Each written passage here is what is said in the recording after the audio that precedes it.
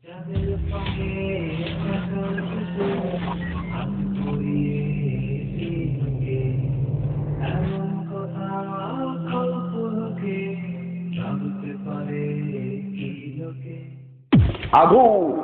আদৌ কখনো বর্ণিত হয়নি রাসূল সাল্লাল্লাহু আলাইহি সাল্লাম কখনো মসজিদে প্রবেশ করে কাবলাল জুমা পড়েছেন। আদৌ পড়িত হয়, আদৌ পড়িত হয়।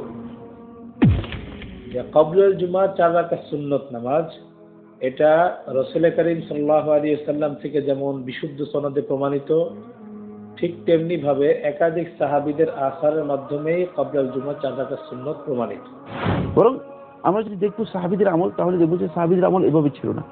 হাদিসটা সনদ হচ্ছে হাদাসানা আহমদ قال حدثنا شباب العسري قال حدثنا محمد بن عبد الرحمن السهمي قال حدثنا حسين بن عبد الرحمن السلمي عن ابي اسحاق عن عاصم بن زمرة عن علي قال কোথায় বলেছেন? ওনার কিতাব তারহুত তাকরিব ফি শারহ আত-তাকরিব, তারহুত তাকরিব ফি শারহ আত-তাকরিব।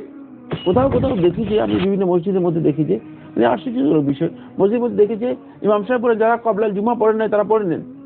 তার মধ্যে একজন সাহাবী হলেন হযরত আব্দুল্লাহ ইবনে মাসউদ রাদিয়াল্লাহু আনহু। তার থেকে এটা বিশুদ্ধ সনদে প্রমাণিত যে তিনি কাবলাল জুমা 4 রাকাত সুন্নত যেমন নিজে পড়তেন, ঠিক তেমনি ভাবে লোকদেরকেও কাবলাল জুমা 4 রাকাত সুন্নত নামাজ পড়ার জন্য উনি তাকিদ করতেন।